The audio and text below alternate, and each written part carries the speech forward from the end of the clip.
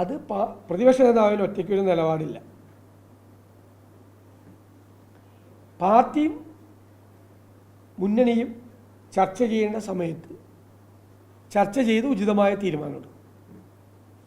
ഞാൻ പറഞ്ഞത് വാതിൽ അടച്ചിട്ടുമില്ല, വാതിൽ തുറന്നിട്ടുമില്ല.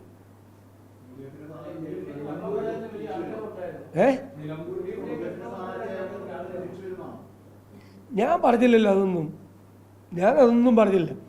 ഞാൻ പാർട്ടിയും UDF-ഉം ഉചിതമായ സമയത്ത് ചർച്ച ചെയ്ത് ഉചിതമായ തീരുമാനമെടുക്കും. വാതിൽ അദ്ദേഹത്തിന് മുമ്പിൽ അടച്ചിട്ടില്ല, പക്ഷെ ഇപ്പം തുറന്നിട്ടുമില്ല. അല്ല, ഞാനും അതിൻ്റെ അർത്ഥം അതല്ലേ. വാതിൽ അടച്ചിട്ടില്ല എന്ന് പറയുന്നതിൻ്റെ അർത്ഥം വാതിൽ ഇപ്പം തുറന്നിട്ടില്ല എന്ന് പറഞ്ഞല്ലോ.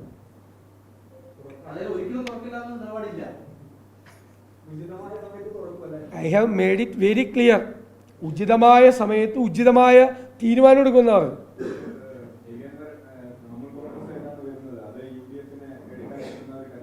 അതൊക്കെ ഒരു ചർച്ചയുണ്ടല്ലോ.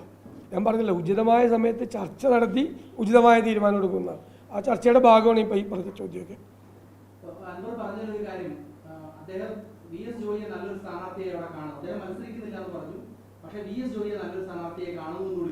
അല്ല, അവിടെ എന്തായാലും ഉപതെരഞ്ഞെടുപ്പ് വരുമല്ലോ.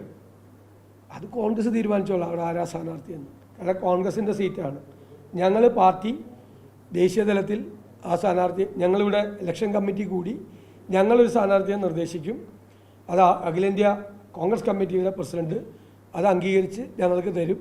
ഞങ്ങളത് UDF ഘടകകക്ഷി നേതാക്കളെ അറിയിക്കും. UDF സ്ഥാനാർത്ഥിയായി ആ സ്ഥാനാർത്ഥിയെ പ്രഖ്യാപിക്കും. അതിനൊരു പ്രൊസീജിയറുണ്ട്. അതെങ്കിലും ഞങ്ങൾ ചെയ്തോട്ടെ.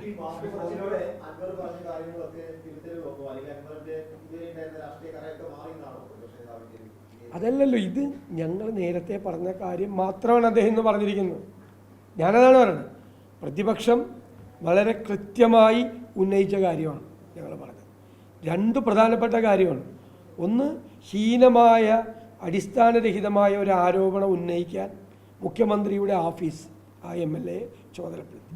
രണ്ട്, മുഖ്യമന്ത്രിക്കും ഉപജാപക സംഘത്തിനെതിരായി ആരോപണം ഉന്നയിക്കാൻ CPM-ലെ ഉന്നതരായ നേതാക്കളുടെ പിന്തുണ അൻവറിനുണ്ടായിരുന്നു.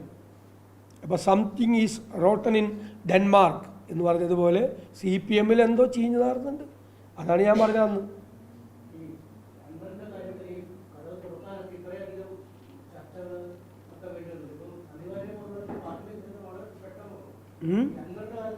ആരുടെ കാര്യത്തിൽ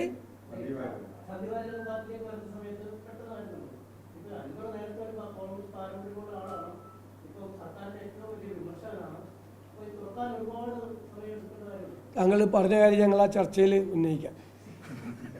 എന്നൊരു അഭിപ്രായം വന്നിട്ടുണ്ടെന്ന് ഞാൻ പറയാം.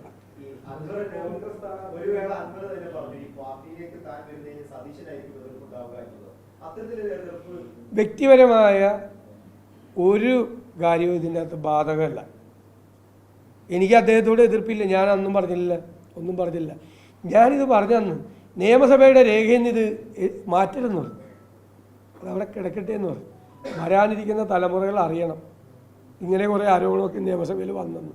സാധാരണ എല്ലാവരും നിയമസഭാ രേഖയിൽ നിന്നത് നീക്കം ചെയ്യണമെന്നാണ് പറയുന്നത്. ഞാൻ പറഞ്ഞത് രേഖയിൽ നിന്ന് നീക്കം ചെയ്യരുത്, ഇങ്ങനെ കുറേ ആളുകൾ ഉണ്ടായിരുന്നതായിട്ട് അന്നോ ഭാവിയിൽ അറിയണമെന്ന് പറഞ്ഞു. ഇതുപോലൊരു മുഖ്യമന്ത്രി ഇതുപോലെ ആരോപണം ഉന്നയിപ്പിച്ചതും ഒക്കെ അറിയണമെന്ന് പറഞ്ഞു. അതവിടെ കിടക്കട്ടെ, രേഖയായിട്ട് കിടക്കട്ടെ.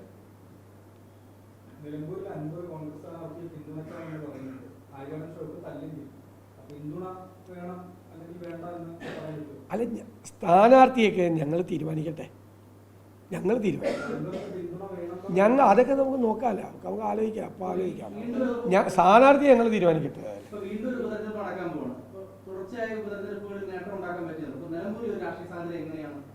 വൻ ഭൂരിപക്ഷത്തിൽ UDF സ്ഥാനാർത്ഥി ജയിക്കും. വൻ ഭൂരിപക്ഷത്തിൽ, ഞാൻ വെറുതെ പറയല്ല, ഉറപ്പാടി ജയിക്കും. വലിയ ഭൂരിപക്ഷം ജയിക്കും. ഇപ്പോഴത്തെ സാഹചര്യങ്ങൾ കൂടി വരുമ്പോൾ ആ ഭൂരിപക്ഷം വർദ്ധിക്കും. പണ്ട് ആര്യാട സാറൊക്കെ ജയിച്ച വലിയ ഭൂരിപക്ഷത്തിൽ ജയിക്കും.